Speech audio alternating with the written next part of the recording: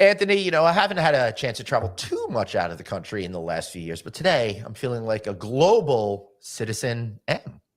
Well, if you, I got nothing. I'm Anthony. Welcome to No Vacancy Lives. That's my friend Glenn. You're watching the #1 show in hospitality.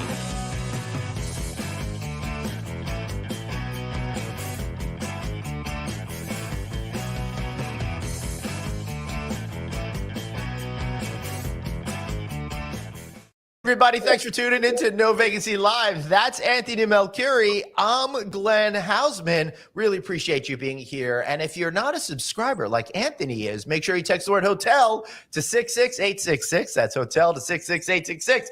Get our weekly newsletter. Yeah. Well, we just found out that I'm not a subscriber. Oh, I know. I'm going to have to subscribe you to this. You're missing a lot of great content, Anthony, kind of like how you're going to miss today's show where we have on Mike Rawson. He's the CIO of citizenM Hotels. I'm really looking forward to this conversation. Well, I'm not going to miss the show because I'm on the show, but yeah, and I had nothing for your upfront. That was very rarely do you leave me speechless. That makes me so happy when I'm able to do that, man. This is what I live for at this point in my life. I love interviewing our guests, but making you speechless is my goal. All right, buddy. Well, you did it. Congratulations. All right, here we go. Let's welcome to the show, Mike Rawson, CIO of citizenM. Mike, thank you so much for joining us today. Yeah, hi guys. Nice to meet you. And hopefully, Glenn, I won't be too speechless because that won't contribute much, but great to be on. Yeah, that would make for not such a good show if we just sat here speechless at each other, particularly for our audio listeners out there. Mike, thank you so much for being here. I've been a fan of citizenM here in New York City. I've had a chance to see it and experience it. Y'all are ahead of a lot of trends that we're seeing in day-to-day hotels now. So just wanted to say that I'm a fan of the company before we get into it. But Mike, where are you coming to us from today? Where in Europe or UK are you? Yeah, so I'm based in Amsterdam, so I'm in the Netherlands, and originally from New Zealand, hence the strange accent, and came here when I was working for Heineken, and that got me to the lovely city of Amsterdam, and we've been here for 7 years and enjoying Europe. Well, I will tell you, there are a lot of folks that are from New Zealand that are in the hospitality industry in the United States. We've had a lot of expats from there and from your neighboring country of Australia as well. So I'm very familiar with that accent. I like it. Anthony? I love Amsterdam. And I have a friend of mine that works with you guys as a third-party contractor, and she's very she has very high standards. And she says you are her favorite company and hotel to work with. So that is high praise, and the team works hard every day to make that happen. So and we love it. We love having raving fans, and it's one of the big rewards of the job, to be honest. And one of the things that I like is that you're really focused on innovation. And as I said in the intro, you really brought a lot of concepts to light that we're seeing now spread throughout the rest of the hospitality industry. How do you think about innovation and creating a culture of innovation so you can continue to do new things and not just copy what the other folks are doing? Yeah, it's a good question, Glenn. So, one of my roles is to really empower the team to I guess, put them within a framework and wind them up and unleash them so that they all feel that they're capable of being able to contribute and experiment and ultimately find things that our guests will love. And the way we do that in real terms is that we have very easy mechanisms for doing proof of concepts.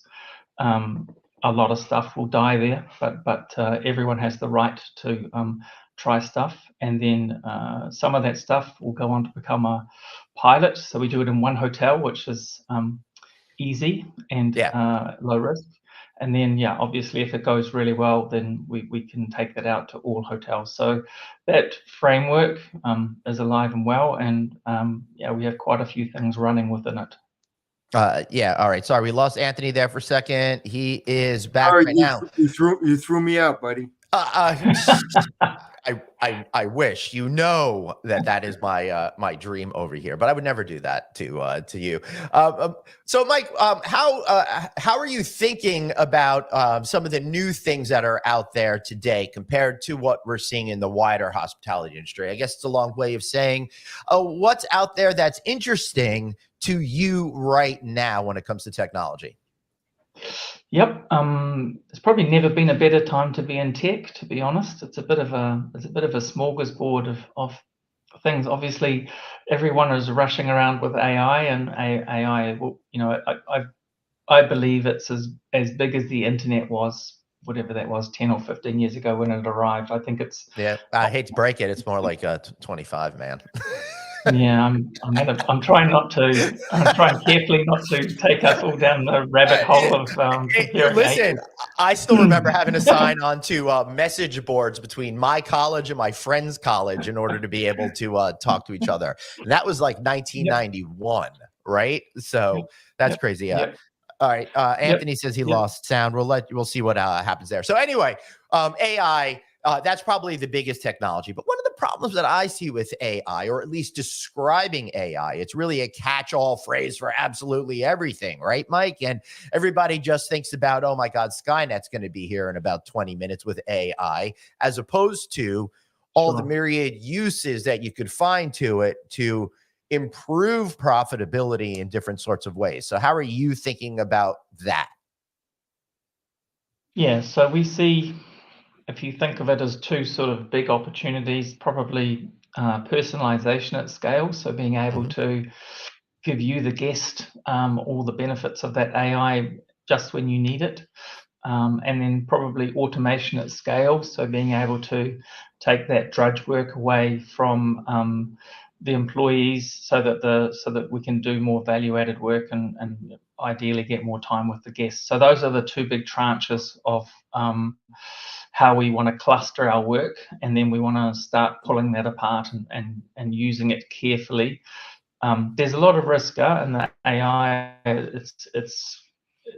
It is. We're being very careful. We are already doing quite a bit with it, but we're being very careful about adoption, about governance, security and privacy. So all the normal boring stuff. But it is important with AI, I think, because what I will say, Glenn, is if you take it right now and you just chuck it into the company, one of the problems with it is that it learns and grows every single moment. If it starts doing something that you don't like, there's no traditional way to pull that out. So it's not like, you know, today if we put something in the hotel and it's rubbish, yeah, we can take it back out and tomorrow we learn from that.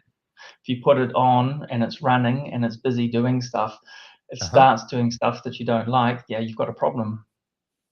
Yeah, as a matter of fact, I just heard, I just saw the headline. I didn't read the article. You could tell me if I'm way off base here, but it said something like ChatGPT is now answering basic math questions less effectively than before. And the reason why I bring that up is because it kind of gets to what you're saying. If it gets some sort of erroneous information, it can't distinguish between what's real in terms of factual information and reality and not information or false information. Is that correct? Yeah, if it picks up on the fact that most people don't like maths, then it's probably going to adjust accordingly, and it's probably already still going to be a lot better than my maths. But all of the social inputs that come from using it form part of the output. So if you get a hold of people who think math is rubbish, I'm sure that will affect the way that it operates, and difficult to change it. So it's like at the moment, if it starts doing that, what then what? Because the thing has whatever it is, 6 trillion triggers. So it's not that easy to change, I don't think. All right. So that's on the broad scale. But if you have individual programs that are geared towards very specific purposes, such as, let's take sustainability, right? If you could find ways to utilize AI in order to maximize sustainability and leverage your resources in a better way, that sounds like it could be more successful than this big umbrella type of thing that's kind of everywhere. Is that an accurate statement? Yeah, so the the use case would be that, and I think you're right. There's a huge guest focus on ESG these days. We've never seen more curiosity and for example, not getting business because we Right. don't have the ESG credentials. So it's now basically it's here to stay. Yeah, we would obviously love to put it back to the guest. One of the things we're aiming to deliver is that when you finish your stay, we will show you how much power you used. We'll show you how much water you used for That's your cool. particular stay. And we will probably need AI to help do that. So for me, that's an enabler. It gives us the ability to do it per guest, and I can even probably start tracking it so that if you stay with us 2 or 3 times, I can start seeing if you're efficient or not efficient compared to the other guests. Yep, That's pretty all of cool. that. And you could like gamify it, right? And Yeah, if you that's right. use just a hypothetical example, if you use less than X threshold, maybe you get a free drink in the bar or something like Yeah, that, if right? you're one of the top 10 guests on ESG for the week, we would give you a free drink or maybe a cool little badge that you're the ESG guy. Yeah. So AI will allow us to do that kind of personalization and gamification at scale, right? Because we have to do it per guest, and it has to work. So you're putting a pretty big load on this thing, and therefore it has to be mature and it has to be scalable and all the other tech stuff to make Right. it work. Right, that makes sense. So Anthony had a little tech problem. He's back now. And Anthony, we've been discussing AI in general and how it could be applied to specific programs. In this case, sustainability. And what's interesting, Mike, is how you said you're going to be looking at being able to reduce things through AI. But how are you thinking about sustainability now with technology in more traditional sorts of ways as we get to the point where you can utilize AI in a more effective and efficient manner? Yeah, so we've spent the last few years basically doing a lot of foundational work and getting all of the data into our data warehouse and data lake, and basically, yeah, we love data. So we, even recently we've got all the elevator data. Why would we have the elevator data? Well, that's also part of ESG. So if we can help optimize how the thing is basically working. Right. Also, for you as the guest, if you're using our app, if we have the data, we can tell you, and we know it's your checkout day, we can tell you the average wait time for the elevator before you leave your room. So yeah, we see the Anthony, I data see your eyes bugging because, Mike, in New York City, right, you've got these buildings that are super tall and they've only got 2 elevator bays, right? Of So course. you're waiting, you could wait forever for that. Now, especially at 7:30 or 8 o'clock in the morning. Anthony? I was talking to somebody yesterday about a project in Brooklyn we're looking at, and he said, well, there's only 2 elevators and it's 43 floors. So something like that problem. It's like an Uber for elevators. Well, at least you know that you don't have to leave your room for the next 10 minutes and you're not standing there at the, I can't help the fact that it's 10 minutes, but I can at least stop you from actually leaving the comfort of your room and having to stand and wait and wonder how long it's going to be. I'll tell you what, and that, to compare it to New York City subways, they did surveys of the subways that by having the time displayed by how long it'll come, it kind of like relaxes everybody. It makes people less stressed. And to your point, Mike, all of this would improve that customer service and probably the brand likability. Yeah, so we try and we're trying to make this so that it's not just like one element of it. We're trying to make sure that it's cohesive and that the we need to get that value to the guest. And so yeah, we have a lot of building stuff. We have BMS systems, and we have a lot of building data, but all of the data for us is just an enabler to bring it to either the guest or the employee to either add value or to remove friction. And part of my job is to be able to talk business to the business and tech to tech. So the more of that stuff we have these days, to be honest, the easier my job is in a way. Yeah. Anthony, do you want to jump in? What do you think? Not something you're working on right now, but potentially something that you see coming up in the next 5 years, or next few years that you really want to tackle, but maybe AI is not quite there yet? Yeah, so we're working. So I guess the longer term plays, we see very much blockchain. So blockchain, and I'm being careful not to say crypto here. So just to be really distinct. Yeah, everybody has become to think that blockchain just means crypto and NFTs, but it's a lot more. It's fundamentally could change everything about how transactions are done. Sorry, Mike, please continue. Yeah, I think it's an important distinction, and obviously we don't want the SEC dropping in on this. So I'm not talking about crypto. I'm only talking about blockchain, and blockchain is basically the technology to have a public ledger.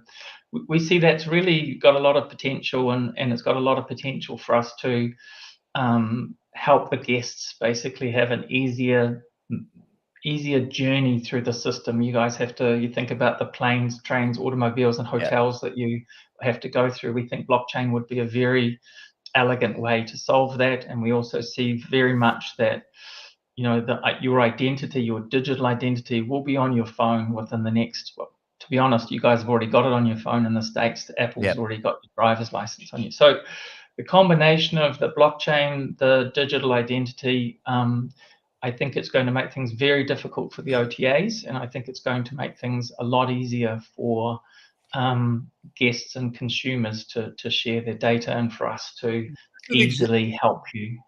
Give us an example of an application, like you were talking about the trains and getting there, and you were talking about third parties. So tell me how that would be applicable. Yeah, so let's say you, like normal, you book your airfares and you book your accommodation. Later on, when we've got a bit more magic in the system, the ability will be there for you to, firstly, even at the airport, you won't have to show your passport every single stage of the journey. Why? Because basically already you'll have checked in once, and effectively it will have taken those set of credentials with you, so that you don't have to show it. And you already see now when you're boarding, it just boards with your face. So your face will start to become basically your passport, and you'll have less times where you have to drag it out and do those things. Let's say you board the plane with your face. It's not difficult for you when you board the plane with your face to send us a notification that you're coming to the hotel. So we would love to know that you boarded the plane, because that's actually we've got a reservation for you. So good chance you're coming to us, because you're going to land in New York shortly. Same time, when you board the plane, you probably want an Uber, so all those downstream services will be able to be triggered in a much more let's say public and transparent Interesting, way. Mike. I think we're starting to creep that way. Speaking about airports specifically, I noticed coming off my flight from Las Vegas at JFK, people boarding international flights were all standing up to do facial recognition now for that. It's no longer optional. Secondly, I believe I'm forgetting which airport it is, but now Lyft and Uber are starting to implement a plan. You could order a car anytime. And when you start to get near the pickup zone, then it'll get the car for you. So we're moving closer, removing all this friction that you're talking about.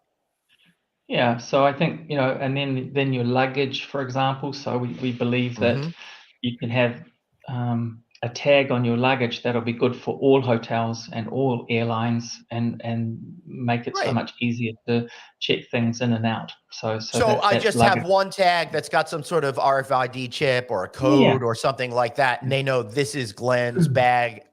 Sorry, Delta, he's flying with American today, but we're still going to get it to him. That kind of thing, right? Yeah. So every time, instead of getting that barcode, that's a different barcode and a different everything from every airline for every trip, your signature for your luggage would be the same, and basically I love that.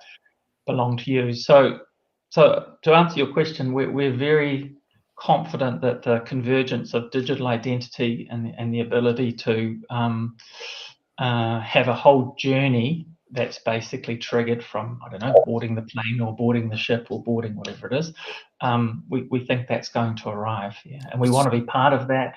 We want to be part of an easy part of that for you as a guest. Right. You know what would be interesting is when you're ready to retire and done, you're going to have the ability to know what it was like not even to have an iPhone, and then the ability to basically check into everywhere with your face. You have a great job at a great time. Yeah, it's never been to be honest, we're drowning in tech. We just need to be very careful about selecting, synthesizing the right stuff, and understanding how, what we should focus on. It's very easy to get distracted, I think, these days with all of the tech, but I'd rather have that problem than basically not have the tech in front of us. Yeah, we had so many years with no meaningful changes in technology. Exactly. I was watching 60 Minutes this week, and they were producing quantum computers, which I'm sure you know like a lot more about than I do. But it sounds great, and it also sounds a little scary. Yeah, it's pretty terrifying.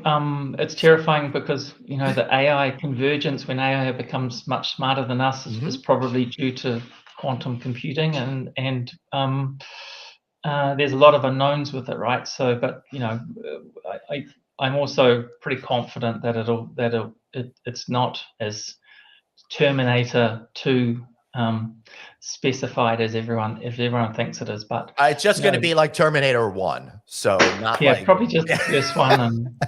And so, Glenn, if you were in charge of it, like you'd be somewhere in the woods with a little button, and you'd be like, let's see what happens if I push this button. What could go wrong?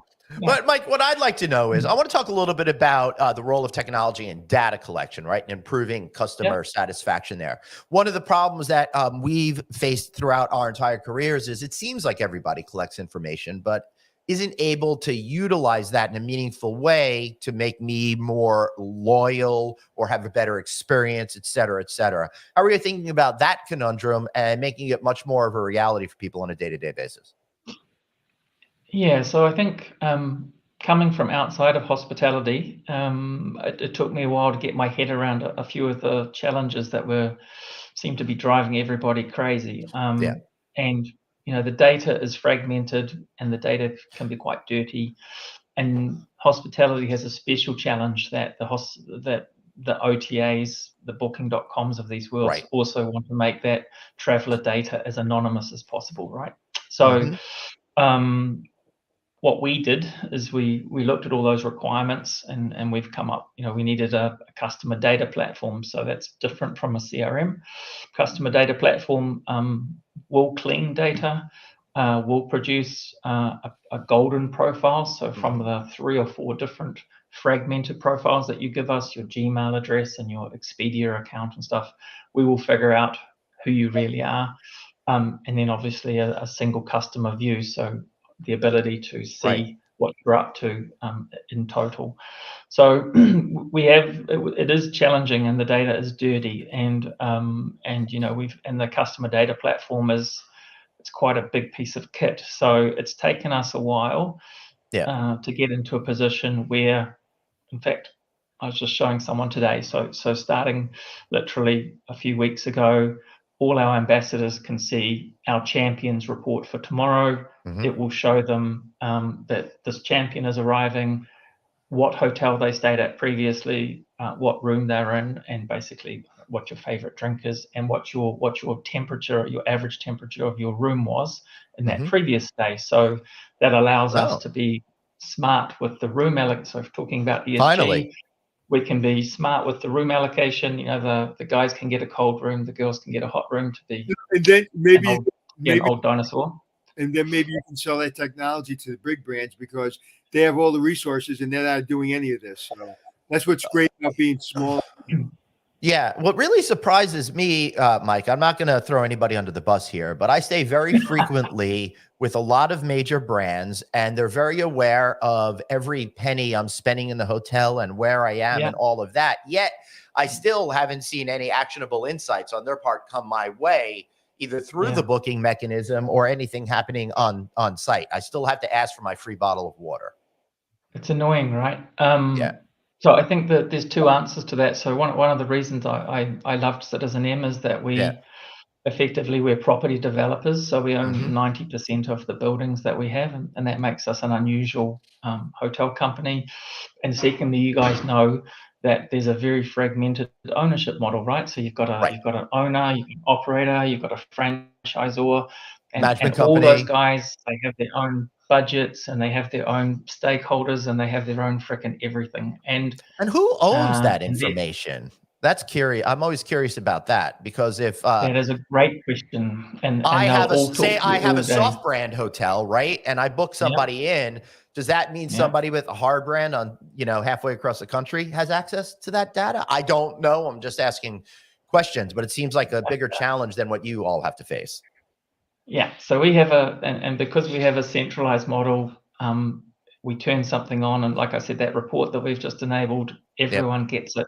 And that's a huge advantage for us in terms of how we bring our USPs to the market, I guess, and how we really ensure that the guests get the same experience. So I can guarantee you, whether you're in Glasgow or whether in New York, you're going to get the same experience. And that's a good. I realize now that's a good trick in hospitality. What percentage? I don't know if you can share this, but what percentage of your guests, if they use New York, they use your other cities? Do you track that information? Yeah, you mean so how international is the New York? Yeah, it's a good question. I know it roughly. So I know, for example, that interestingly there is a big distinction between the New York Times Square hotel and Bowery, and Bowery tends to get a huge amount of US travelers. So your US citizens basically don't want to be a tourist in Times Square, and they all love being in Bowery. Times Square gets a huge amount of tourists, so we get a ton of international travelers, and I'm going to say it's at least twice as many in Times Square in terms of international travelers compared to Bowery, which sometimes is, I don't know, I've looked, and is sometimes 70-80% just US travelers. That makes sense. Are you able to determine that I'm an American and going to Zurich, and that way I may not speak the country's native language, and have someone aware of that, maybe? Yeah. So if you've basically got into a champion segment, so you've done enough business with us, then we do have enough information to be. So if you go to Taipei, for example, we would be able to understand that that's not going to be your native language. So, but I'll also say that right now the ambassadors are our secret sauce. They're amazing, and the way that we hire them is I think kind of special. So they will also do a lot of that brokering right away and help you out, just because they'll know. So, Anthony's got questions on that. Yeah. Right. So about the way you hire the ambassadors. Yeah. So I think I believe that very much that the ambassadors are our secret sauce, more so than the tech and all the other stuff. And why do I believe that? Because the casting process, so how we hire our ambassadors, I think, is unique, and how we go about doing that, and that's courtesy of Michael Levy, who was basically a bit of a legend in the hospitality area, and how he went about that process of making sure we get the ambassadors who are our secret sauce is a really interesting process. And so the casting day is pretty much like nothing you've ever seen if you're thinking about job interviews and a traditional hiring process for the hotels. So not to give too much away on the secret sauce, but we have casting days, and they really are quite different. And the net result is you get some ambassadors who I guarantee you wouldn't normally fit into a hotel ambassador profile, and end up being just fantastic at looking after our guests. Well, you know what I'm going to do is I'm going to apply for a job just so I can find out how you do it. What we really encourage on those casting days is we don't care about your background. We care about your attitude, and the casting days are there to basically show that attitude and allow us to see it and help select it. Yeah, we've said that a thousand times before. You can train skills, And I'll but get you shot if I can't tell you. train I'll probably get. attitude. I'll probably Yeah, get no. shot if I tell you more. Hey, listen, Mike, I'm willing to risk it, so feel free to share. Just kidding. We're not going to do that to you. All right. Looks like your internet's starting to have a little trouble, being that you're, an ocean away over there. How about some good final thoughts for us, and then we'll let you get out of here.